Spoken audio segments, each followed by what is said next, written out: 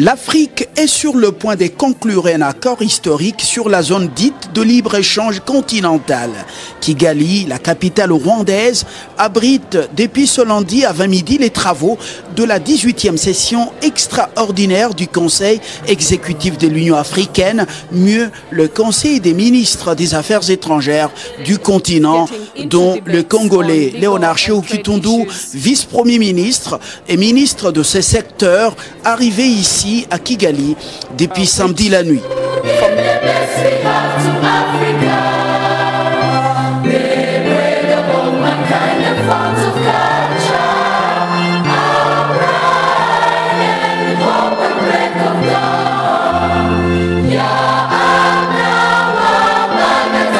Ces travaux se déroulent sous la conduite de leur homologue rwandaise, Louise Mushikiwabo, en présence de Moussa Faki, le président de la Commission de l'Union africaine, et quelques représentants des organisations partenaires de l'Afrique, à l'exemple de la secrétaire exécutive de la Commission économique des Nations Unies pour l'Afrique, qui estime que la zone de libre-échange continentale est une grande opportunité pour les affaires en Afrique, dans la création des emplois pour les jeunes et surtout l'industrialisation du continent. Quant à Moussa Faki, il a appelé les ministres des Affaires étrangères du continent à surmonter les peurs et les contraintes nationales sur cette mutation historique qui s'inscrit dans le cadre des réformes de l'Union.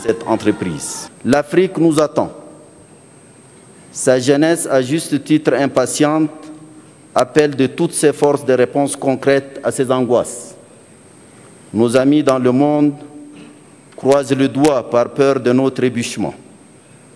À l'inverse, nos adversaires et concurrents se délectent à l'idée d'un énième rapport annonciateur de l'hypothétique échec.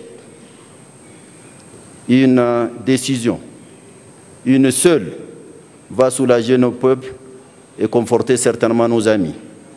Signer massivement, ratifier d'urgence et mettre scrupuleusement en application l'accord sur la zone de libre-échange. Nous devons déclarer devant nos peuples et à la face du monde entier le départ définitif du train à grande vitesse de la zone africaine continentale de libre-échange. Cette démarche doit aller de pair avec une action plus soutenue pour hâter la mise en place effective du marché unique pour le transport aérien en Afrique, ainsi que la signature et la ratification du protocole sur la libre circulation des personnes et le passeport africain. J'en appelle à tous les États membres pour qu'ils assument les responsabilités qui sont les leurs à cet égard. Aussi, les États qui ne se sont pas encore joints au marché aérien unique devrait le faire sans délai. J'invite tous nos États à prendre les dispositions requises pour être partie au protocole sur la libre circulation des personnes et le passeport africain. Mesdames, Messieurs, une autre tâche importante qui nous attend a trait à l'adoption d'une position commune sur les arrangements qui doivent succéder aux accords de Cotonou. Ceux-ci viennent à échéance en 2020. Cette négociation intervient dans un contexte particulier pour le continent. D'une part, l'Afrique s'est dotée à travers l'agenda 2063 d'une vision à long terme pour la transformation et le développement socio-économique du continent. De l'autre, nous aspirons à parler d'une seule voix dans le dialogue avec nos partenaires pour garantir la prise en compte de nos préoccupations et la défense effective de nos intérêts. Dans cet exercice, la formulation de notre position commune doit certes prendre en considération des préoccupations à caractère régional et ou national, par ailleurs compréhensibles, eu égard à la diversité des statuts juridiques liant certains États de nos États membres à l'Union européenne. Il reste que cette position doit être élaborée dans le respect des aspirations contenues dans l'agenda 2063, de l'unité du continent et de la construction d'une relation d'égal à égal avec l'Europe. En somme, dans la négociation à venir, nous devons apporter la preuve de notre capacité à agir comme un bloc uni dans la défense des intérêts de notre continent. Mesdames, Messieurs, nous sommes à la veille d'une décision à tous égards historique. Elle exige de nous tous un engagement renouvelé au service des peuples de notre continent. Je vous invite à déployer vos intelligences, vos talents et à mobiliser toutes vos ressources intellectuelles, politiques et diplomatiques pour que l'immense résultat attendu de ces assises soit atteint. Lorsque nos chefs d'État et de gouvernement seront ici rassemblés après-demain pour cette cause, leur conférence doit être couronnée d'un grand et brillant succès. Avons-nous le droit de ne pas leur offrir ces beaux cadeaux pour lesquels ils ont tant œuvré et au sujet duquel nos pères fondateurs ont tant rêvé? Je vous invite avec fraternité à nous tenir la main dans la passion, à lancer et à mettre en place la zone de libre-échange, prélude à un grand, compétitif, fécond, dynamique et prospère marché continental. Les ministres des Affaires étrangères de l'Union africaine ont 48 heures pour harmoniser le texte du projet de l'accord à proposer à la décision des chefs d'État et de gouvernement pour sa signature le mercredi 21 mars ici à Convention Center de Kigali. Ça sera à l'issue de leur sommet extraordinaire consacré à la zone de libre-échange continentale tel qu'est prévu dans les réformes de l'agenda 2063 de l'Union africaine. La République démocratique du Congo, pays au cœur du continent et avec 9 voisins, devra jouer un rôle déterminant dans cette transformation. Le vice-premier ministre et ministre des Affaires étrangères de l'intégration régionale, Léonard Tshio-Kitondou, vient de préciser que son pays est partie prenante de cet accord que Kinshasa signera ce 21 mars 2018 lors de la grande cérémonie solennelle sanctionnant la fin de ce sommet extraordinaire.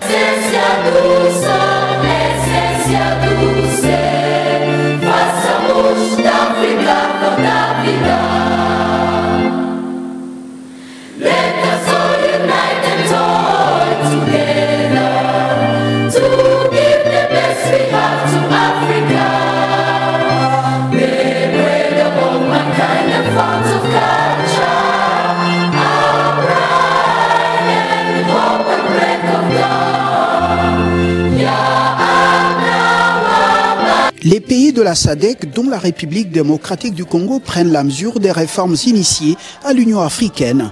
Les ministres des Affaires étrangères des pays membres de cette organisation régionale se sont consultés ce mardi matin à Kigali sur des questions jugées cruciales, alors que le Conseil exécutif de l'Union africaine prépare le texte final de l'accord sur la zone de libre-échange continentale à soumettre à la décision des chefs d'État et de gouvernement lors des travaux de leur sommet du mercredi 21 mars.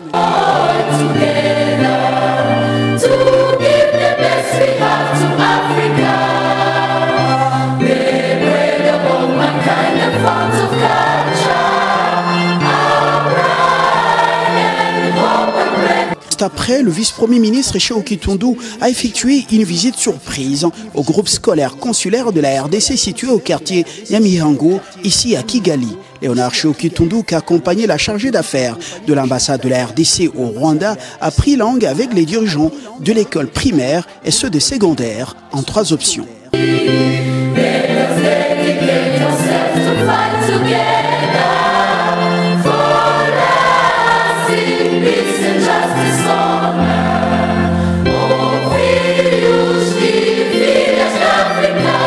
Un groupe scolaire d'excellence avec bâtiments modernes construit sur 3 hectares.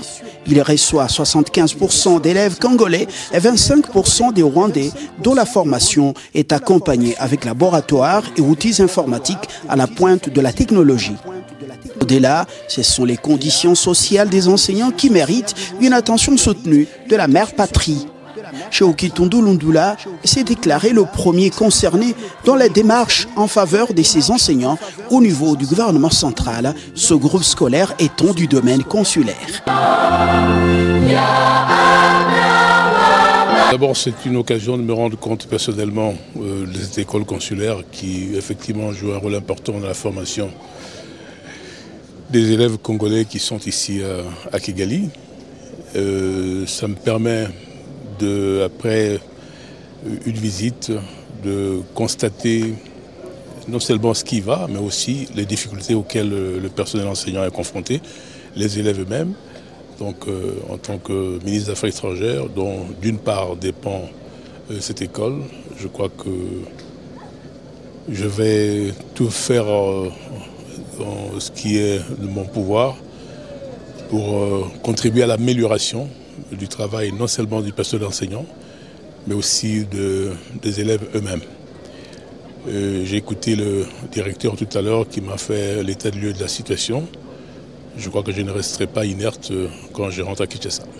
Et pour revenir au sommet extraordinaire de l'Union africaine à Kigali, il faut noter que 3 membres du gouvernement congolais sont arrivés la nuit ici au Rwanda. Chantal Safou du genre, Jean-Lucien Boussa du commerce extérieur et Marcel Ilunga-Léo de l'industrie. Ils accompagnent le vice-premier ministre Okitundu aux travaux de ce sommet consacré à l'adoption et la signature de l'accord sur la zone des libre-échanges continentales. Des travaux précédés par la 18e session extraordinaire des ministres des Affaires étrangères de l'Union et le Forum des affaires ouvert ce mardi matin, toujours à Convention Center, ici.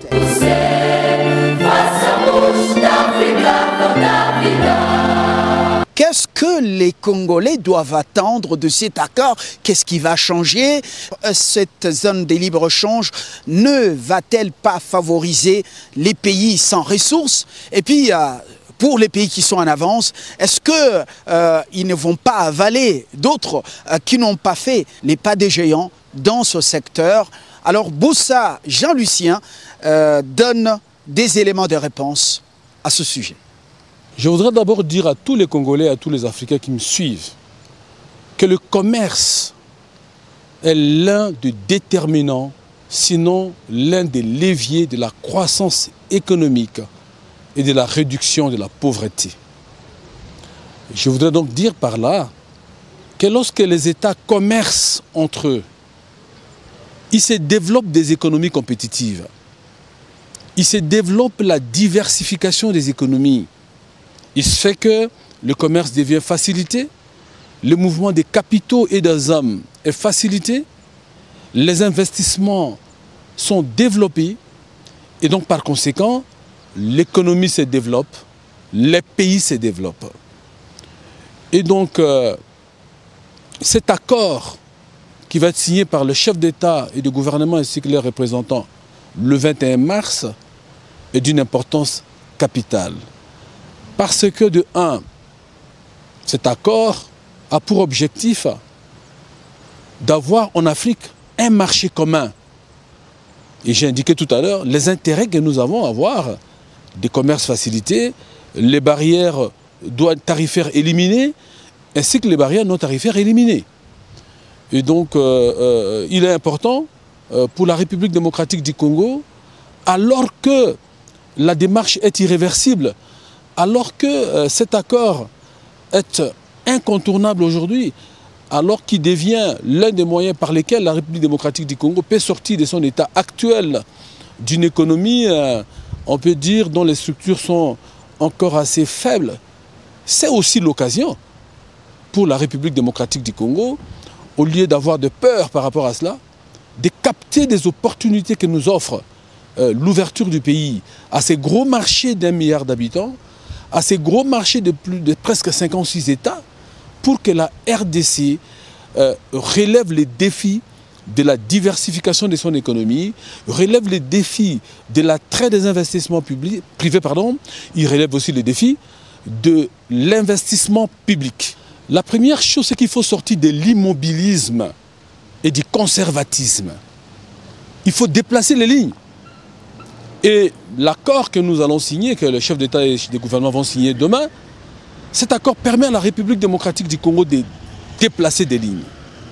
Le choix stratégique qui est fait par cet accord permet à la République démocratique du Congo non seulement d'être conscient que son potentiel peut permettre maintenant d'être mise à la disposition de son peuple à travers le fait que l'économie va être boostée parce que la compétition est là, même en l'absence de cet accord, mais elle sera davantage présente avec l'accord.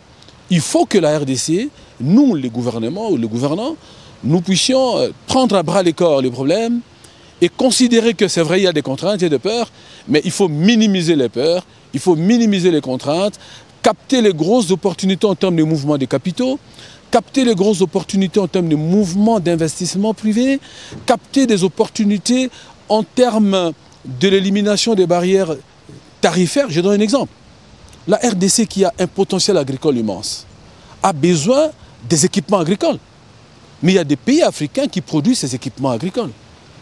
Demain, nous allons les avoir, si les tarifs sont éliminés, nous allons les voir en République démocratique du Congo sans coût des douanes, sans frais des douanes. Qu'est-ce que ça veut dire? Ça veut dire simplement que le coût des productions, à travers la faiblesse des coûts des intrants, va diminuer. Adoption et signature de l'accord sur la zone de libre-échange continentale africaine. L'événement est historique à Kigali, au Rwanda.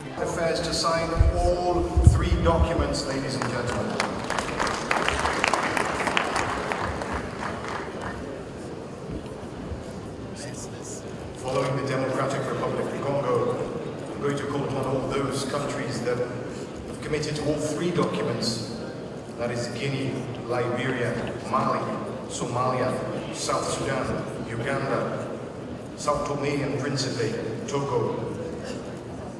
La République démocratique du Congo a signé officiellement cet instrument jugé très indispensable pour l'intégration continentale.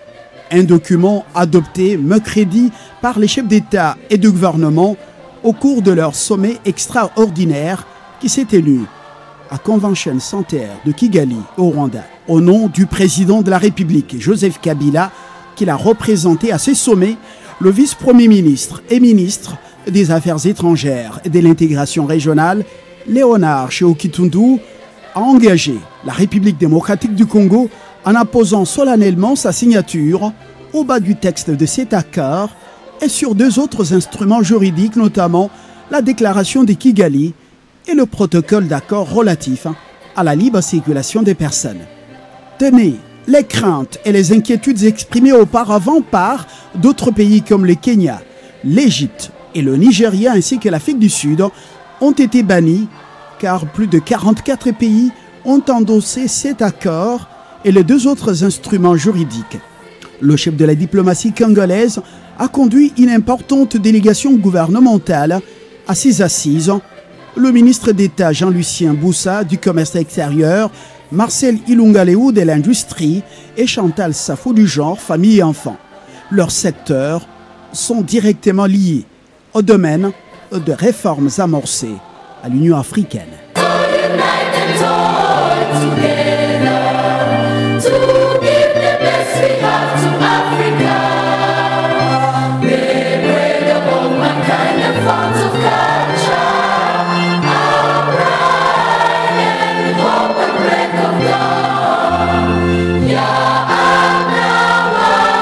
Soutenu par ses collègues ministres des secteurs directement concernés par les nouveaux instruments juridiques adoptés et signés par les chefs d'État et de gouvernement de l'Union africaine, Léonard Sheokitundu a fidèlement transmis le message du président de la République, Joseph Kabila, à ses homologues africains, à ces sommets extraordinaires. Le démocratique du Congo vient de signer cet accord de libre-échange qui constitue une étape fondamentale dans le décollage économique et social de notre continent. Nous prenons l'engagement de faire preuve de toute la diligence requise pour la ratification de cet accord. Et le moment est bien indiqué pour Sheokitundu de toucher la charge émotive des dirigeants et autres leaders africains réunis dans la salle des plénières de Kigali Convention Center. Comme l'a dit Patrice Lumumba dans sa dernière lettre à son épouse, je cite, « L'Afrique écrira sa propre histoire et elle sera au nord et au sud du Sahara une histoire de gloire et de dignité. » Puisse cet événement s'inscrire dans cette prophétie panafricaine de Patrice Lumumba. Une déclaration émouvante qui a récolté une salve d'applaudissements des leaders africains. Il faut rappeler qu'avant l'adoption à huis clos de l'accord sur la zone de libre-échange continentale africaine, piloté par le président du Niger, Mamadou Issoufou, les chefs d'État et de gouvernement ainsi que ceux des délégations de la communauté économique des États d'Afrique centrale s'étaient consultés, toujours dans l'enceinte de ce centre, autour du Gabonais Ali Bongo Ondimba, le président en exercice de cette organisation sous-régionale, question d'harmoniser leur position à ce stade de grande mutation à l'Union africaine.